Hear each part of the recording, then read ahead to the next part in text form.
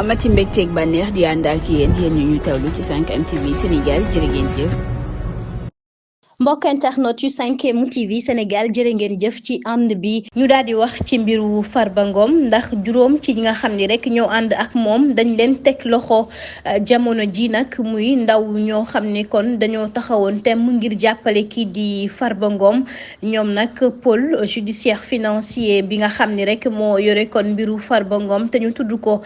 ci lu toll nag ci 125 milliards yi nga xam ni boobook léegi li pënd ba wëreegul tax na ñu placé leen kon sous mandat de dépôt fukki fan ak juróom-ñett ci weeru février ñu ne la ñuy taxaw ca kanamu tribunal des flagrants délits bu Ndakaaru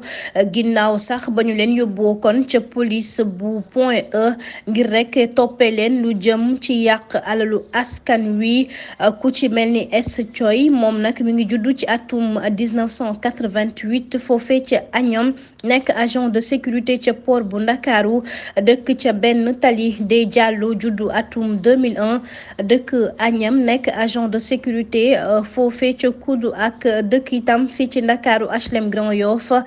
kii di YK moom mi ngi juddu 1995 ca Matam agent de sécurité la ca Kudu dëkk fii ci Fass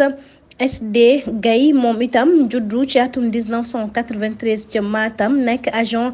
IPRES daal di dëkk fii ci Jëppal ci Ndakaaru kii di H Ba moom tamit ma nga juddu atum 1986 ca Matam nekk agent de sécurité ca Kudu daal di dëkk fii ci Géejawaay ci Ndakaaru ñoom nag ginnaaw taxawaay bi nga xam ni pôle judiciaire financier def na ko ngir nag jëm ci jëm leen ngir dàq leen bés boobee nga xam ni kon lañu doon rek daal di def li nu mel tax na ñu ni dañu bañoon nag lank carré tax na police doon sànni lacrymogène ñoom itam ñu doon sànnanteeg ñoom ay xeer ba ñu rek mujj leen ni kiit jàpp jamono ji kon ña nga ca loxo yoon ginnaaw rek ñu placé leen sous mandat de dépôt. borom njurul dana faj 15 maladies dana faj yow mi nga xam dafa néew kàttan sa awra di dellu